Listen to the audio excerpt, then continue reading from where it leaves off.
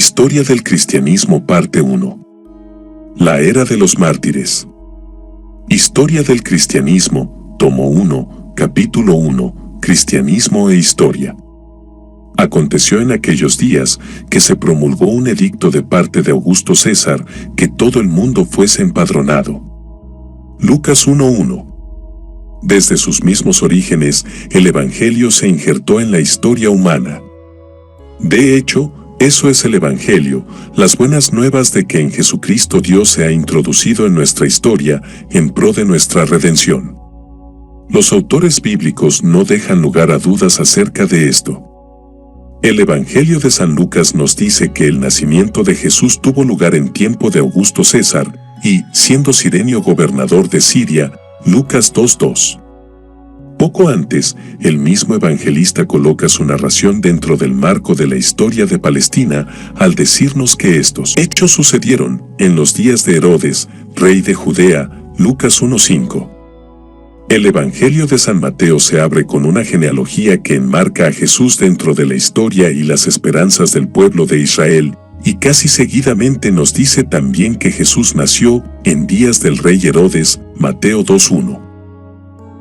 Marcos nos da menos detalles, pero no deja de señalar que su libro trata de lo que aconteció en aquellos días, Marcos 1:9. El Evangelio de San Juan quiere asegurarse de que no pensemos que todas estas narraciones tienen un interés meramente transitorio, y por ello comienza afirmando que el Verbo que fue hecho carne en medio de la historia humana, Juan 1:14, es el mismo que era en el principio con Dios, Juan 1:2. Pero después todo el resto de este Evangelio se nos presenta a modo de narración de la vida de Jesús. Por último, un interés semejante puede verse en la primera epístola de San Juan, cuyas primeras líneas declaran que lo que era desde el principio es también lo que hemos oído, lo que hemos visto con nuestros ojos, lo que hemos contemplado y palparon nuestras manos, primera de Juan 1:1. Esta importancia de la historia para comprender el sentido de nuestra fe no se limita a la vida de Jesús, sino que abarca todo el mensaje bíblico. En el Antiguo Testamento, buena parte del texto sagrado es de carácter histórico. No solo los libros que generalmente llamamos históricos, sino también los libros de la ley, por ejemplo, Génesis y Éxodo, y de los profetas nos narran una historia en la que Dios se ha revelado a su pueblo. Aparte de esa historia, es imposible conocer esa revelación. También en el Nuevo Testamento encontramos el mismo interés en la historia. Lucas, después de completar su Evangelio, siguió narrando la historia de la iglesia cristiana en el libro de Hechos. Esto no lo hizo Lucas por simple curiosidad anticuaria. Lo hizo más bien por fuertes razones teológicas. En efecto, según el Nuevo Testamento, la presencia de Dios entre nosotros no terminó con la ascensión de Jesús. Al contrario, el propio Jesús les prometió a sus discípulos que no les dejaría solos, sino que les enviaría otro Consolador, Juan 14, 16-26. Y al principio de Hechos, inmediatamente antes de la ascensión, Jesús les dice que recibirán el poder del Espíritu Santo, y que en virtud de ello les serán testigos, hasta lo último de la tierra, Hechos 1:8. La venida del Espíritu Santo en el día de Pentecostés marca el comienzo de la vida de la Iglesia. Por lo tanto, lo que Lucas está narrando en el libro que generalmente llamamos Hechos de los Apóstoles no es tanto los hechos de los apóstoles como los hechos del Espíritu Santo a través de los apóstoles.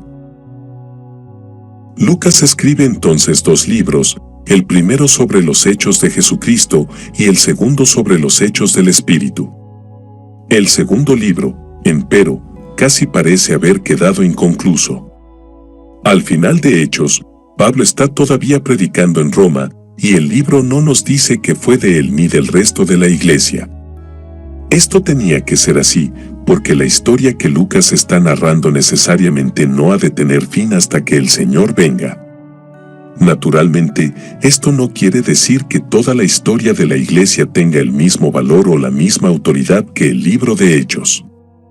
Al contrario, la Iglesia siempre ha creído que el Nuevo Testamento y la Edad Apostólica tienen una autoridad única. Pero lo que antecede sí quiere decir que, desde el punto de vista de la fe, la historia de la Iglesia o del cristianismo es mucho más que la historia de una institución o de un movimiento cualquiera. La historia del cristianismo es la historia de los hechos del Espíritu entre los hombres y las mujeres que nos han precedido en la fe. A veces en el curso de esta historia habrá momentos en los que nos será difícil ver la acción del Espíritu Santo. Habrá quienes utilizarán la fe de la Iglesia para enriquecerse o para engrandecer su poderío personal. Otros habrá que se olvidarán del mandamiento de amor y perseguirán a sus enemigos con una hazaña indigna del nombre de Cristo. En algunos periodos nos parecerá que toda la Iglesia ha abandonado por completo la fe bíblica y tendremos que preguntarnos hasta qué punto tal Iglesia puede verdaderamente llamarse cristiana. En tales momentos, quizá nos convenga recordar dos puntos importantes. El primero de estos puntos es que la historia que estamos narrando es la historia de los hechos del Espíritu Santo, sí, pero es la historia de esos hechos entre gentes pecadoras como nosotros. Esto puede verse ya en el Nuevo Testamento, donde Pedro, Pablo y los demás apóstoles se nos presentan a la vez como personas de fe y como miserables pecadores. Y, si ese ejemplo no nos basta, no tenemos más que mirar a los santos de Corinto a quienes Pablo dirige su primera epístola. El segundo punto que debemos recordar es que ha sido precisamente a través de esos pecadores y de esa iglesia al parecer totalmente descarriada que el Evangelio ha llegado hasta nosotros.